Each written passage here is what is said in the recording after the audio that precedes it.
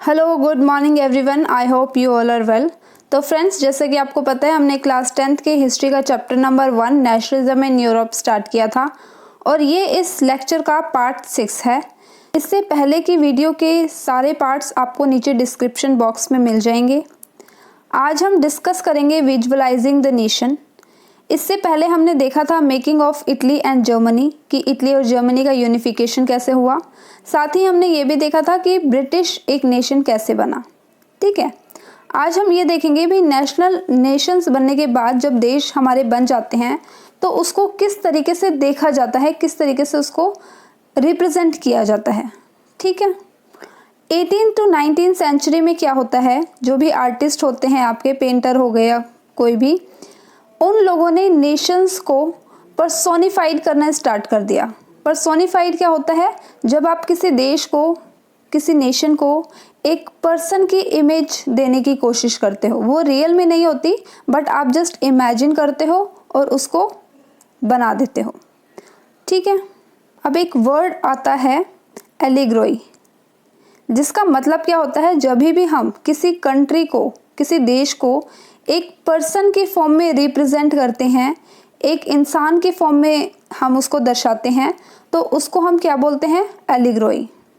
ठीक है, और ज़्यादातर नेशंस अगर आप देखोगे, जो फिगर्स बनाते हैं, जो रिप्रेजेंट करते हैं अपने देश को दिखाने के लिए, वहाँ पे वो लोग फीमेल फिगर को यूज़ करते हैं मोस्टली। ठीक है, नेक्स्ट चीज़ इसमें क्या बोल रहे हैं ये, कि सबसे पहले जो फ्रेंच रेवोल्यूशन हुआ था, तब एक आर्टिस्ट ने एक फीमेल का स्ट्रक्चर उन्होंने तैयार किया था और उसमें इन्होंने दिखाया था कि लिबर्टी, जस्टिस, रिपब्लिक को, ठीक है, एज अ फीमेल फिगर के ज़रिए ही दिखाया था। अब फॉर एग्जांपल मान लीजिए भारत माता, कोई एक असल में तो कोई लेडी नहीं है, लेकिन फिर भी जब हम भारत माता बोलते हैं तो हमारे आंखों के सामने एक इमेज बन जाती है, राइट। जब भी हम जस्टिस की बात करते हैं तो हमारे सामने एक इमेज बन जाती है कि भाई एक लेडी है, उसकी आंखों पे पट्टी बंधी हुई है और उसने हाथ में तराजू लिया हुआ है। ठीक है ना। उसी तरीके से लिबर्टी को अलग तरीके से और रिपब्लिक को भी अलग तरीके से दर्शाने की कोशिश की जाती है, किसमें? एलिग्रोई में। ठीक, आई होप यहाँ तक आपको समझ आया होगा। अब नेक्स्ट चीज़ इसमें क्या बोल रहे हैं कि इसमें अलग अलग सिंबल्स, अलग अलग ऑब्जेक्ट्स के ज़रिए हम अलग अलग चीज़ों को दिखाते हैं। ठीक है, हर एक चीज़ का कुछ ना कुछ मतलब उसमें निकाल सकते हैं हम। आगे देखते हैं। सबसे पहले हम यहाँ पे दो पिक्चर्स के बारे में बात करेंगे मेनली। एक रहेगी आपकी मारियाने और दूसरी रहेगी आपकी जर्मेनिया। इन दोनों के बारे में देखेंगे कि ये कहाँ की है और किस किस चीज़ों से यहाँ पे क्या चीज़ रिप्रेजेंट की जा रही है। देखिए, सबसे पहले जो आपकी मारियान है वो आपके फ्रांस देश को रिप्रेजेंट करता है। ठीक है, फ्रांस के नेशन को रिप्रेजेंट करता है।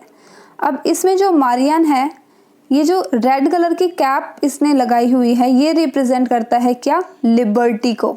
और साथ ही एक जगह ब्रोकन चेन भी आपको दिखाई देगी। ठीक है, लाइक दिस, ये वाली जो ब्रोकन चेन है, ये क्या दर्शाता है? ये भी आपको लिबर्टी दर्शाता है कि भाई अब तक हम गुलाम थे लेकिन अब हमें आज़ादी मिल चुकी है। ठीक, तो ब्रोकन चेन और रेड कैप क्या हो गया? ये लिबर्टी को दर्शाता है। उसी तरीके से अगर हम जस्टिस की बात करें तो हमारे सामने वही एक इमेज आ जाती है। भाई ब्लाइंड फोल्डेड एक वुमेन है और जिसने क्या कैरी किया हुआ है? भाई तराजू कैरी किया हुआ है, राइट।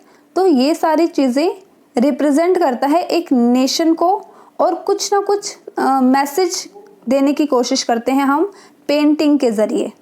ठीक है, तो इस टाइप की आप देख सकते हो लेडी। तो ये भी आपका जस्टिस को दर्शाता है।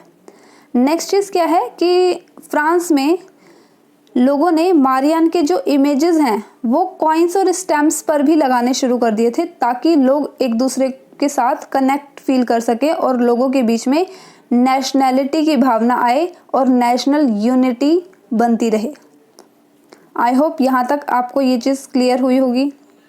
ठीक है, अब ये कुछ सिंबल्स हैं, इनके बारे में हम समझेंगे कि किसका मतलब क्या होता है। आपकी बुक में पूरा सही से दिया हुआ है, इसको हम समझेंगे। लेकिन इसको समझने से पहले हम ये डायग्राम देखने की कोशिश करते हैं, जो कि है जर्मेनिया की। और जर्मेनिया जो है वो जर्मन नेशन का एलिग्रोई है।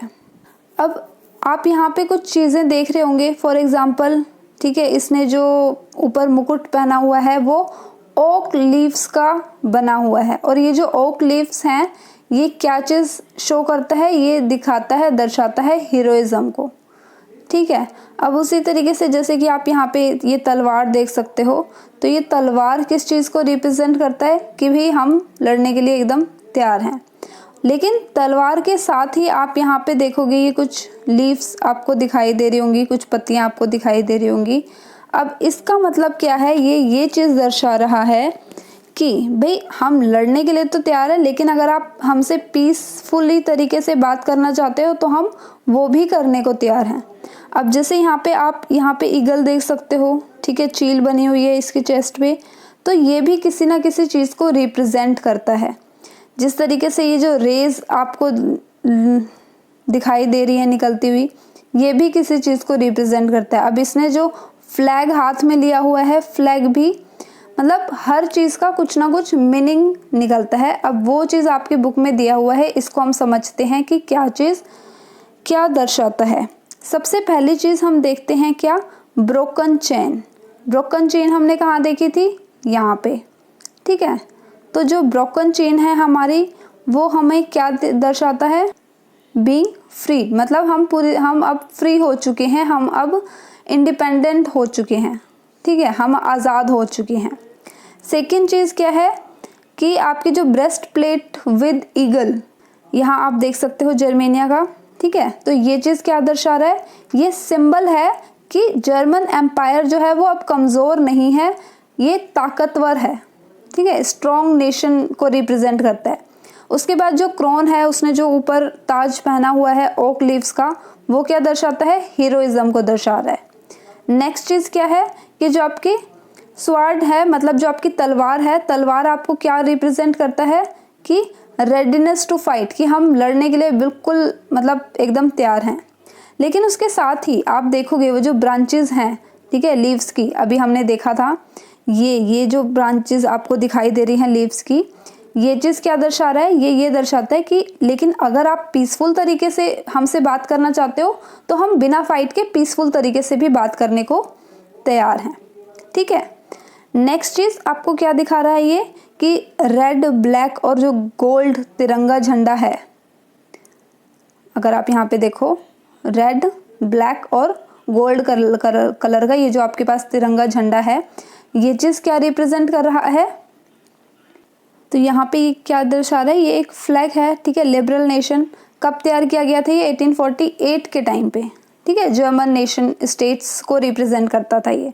लास्ट चीज़ जो आपकी रेज निकल रही है, ठीक है, इधर मैंने आपको दिखाया था, ये जो रेज आपको दिखाई दे रही हैं गोल्डन कलर की, अब ये क्या दिखा रहा है कि ये स्टार्टिंग है न्यू एरा की, एक नया दौर स्टार्ट हो रहा है, एक नया काल शुरू हो रहा है, ठीक है। तो ये सारी चीज़ें कुछ ना कुछ रिप्रेजेंट कर रही हैं, लेकिन ये सारी चीज़ें हम डायरेक्ट ना लिखकर हम उनको सिंबल्स के ज़रिए, ठीक है, उनको दर्शाने की कोशिश करते हैं।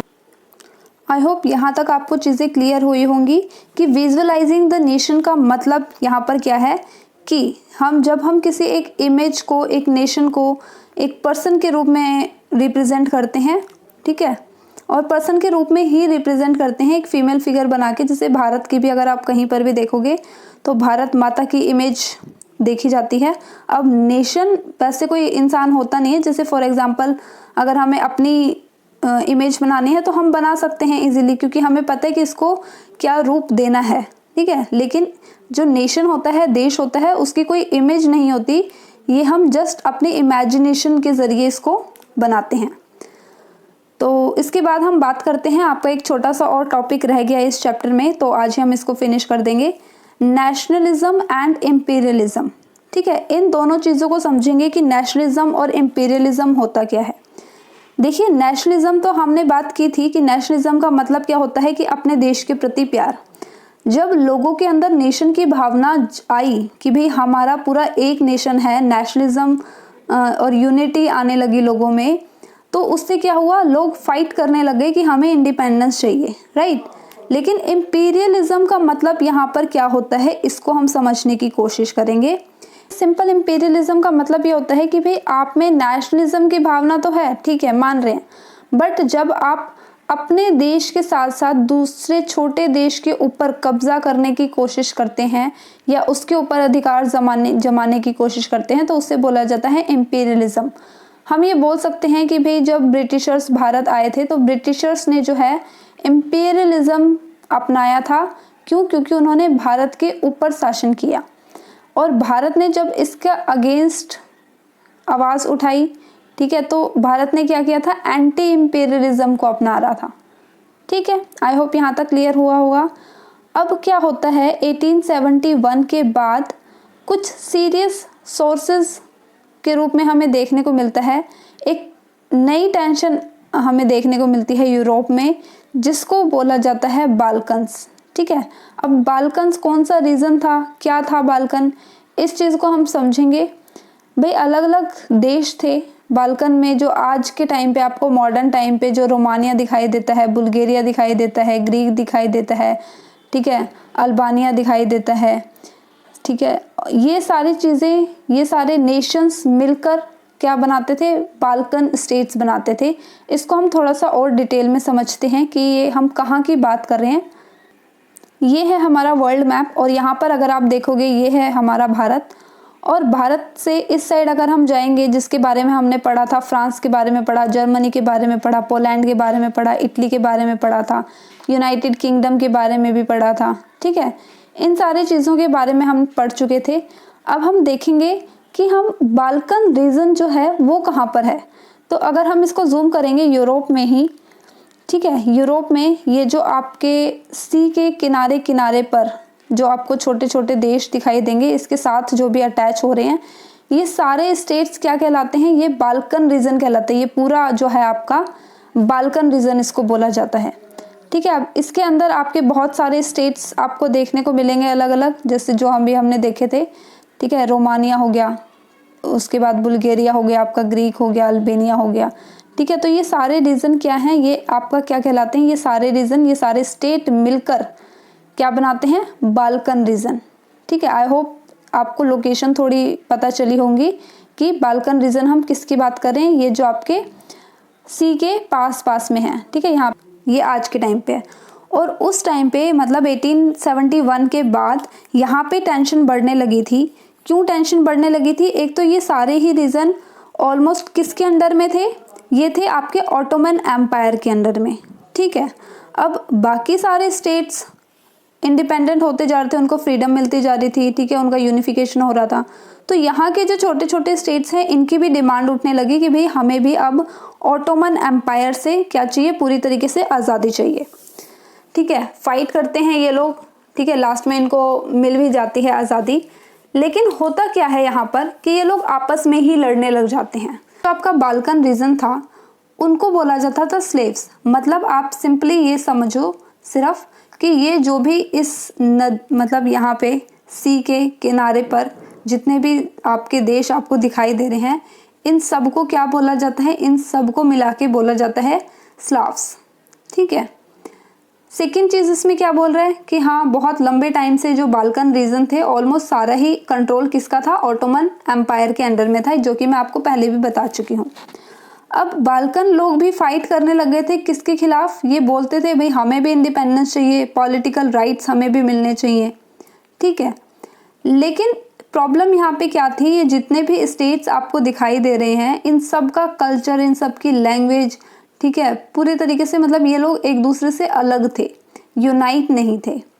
सेकेंड चीज़, नेक्स्ट चीज़ क्या बोल रही है कि जो बाल्कन स्टेट्स थे वो आपस में भी जेलस फील करते थे। ठीक है, मतलब आपस में ही उनकी नहीं बनती थी, जितने भी बाल्कन रीजन्स थे। अब क्या होता है, क्योंकि उनकी आपस में ही नहीं बनती तो कॉन्फ्लिक्ट्स यहाँ पर और ज़्यादा बढ़ जाता है।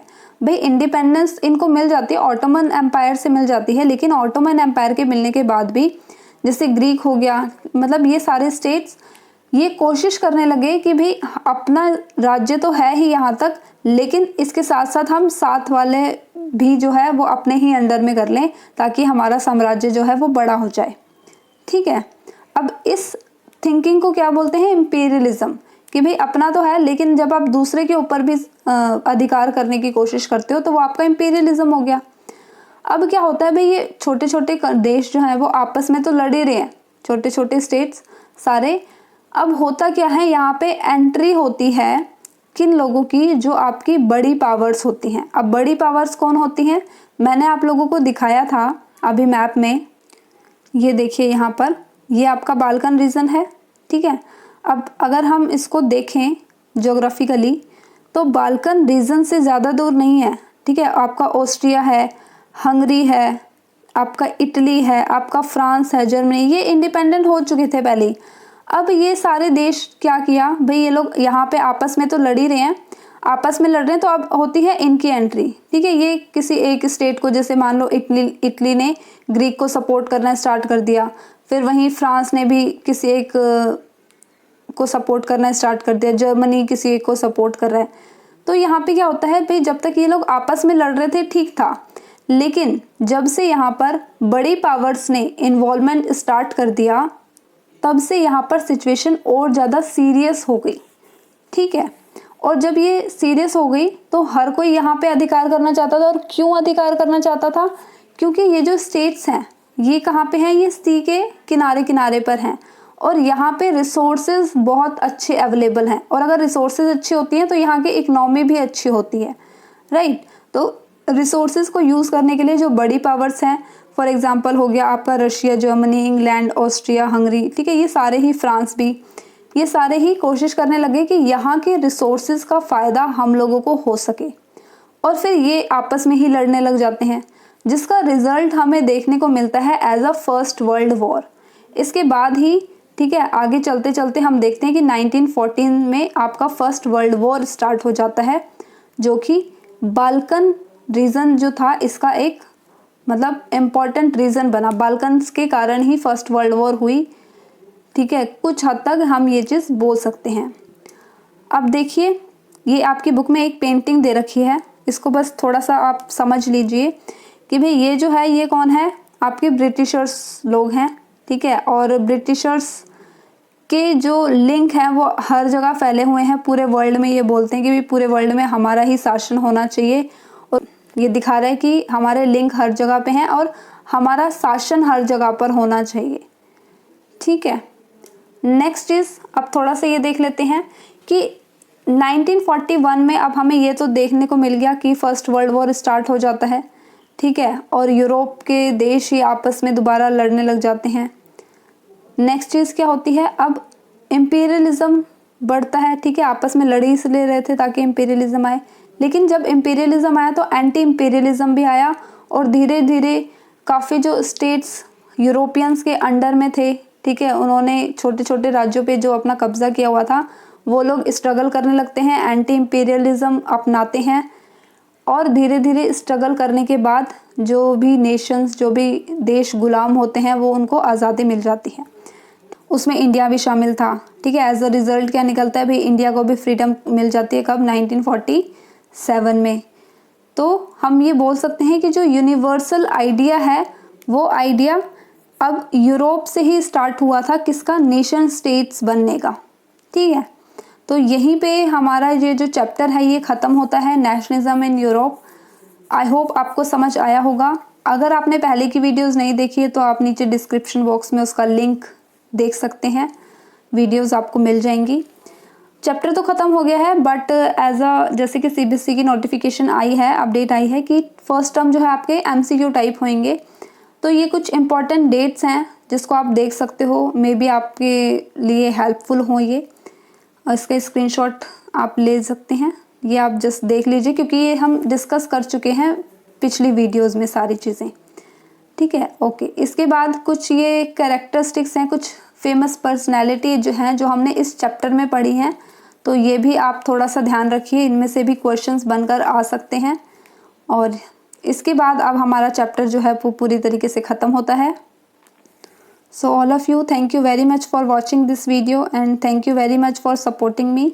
अगर कोई भी डाउट है तो आप नीचे कमेंट में कमेंट कर सकते हो। और जब तक के लिए ओके, टाटा, बाय बाय, जय हिंद।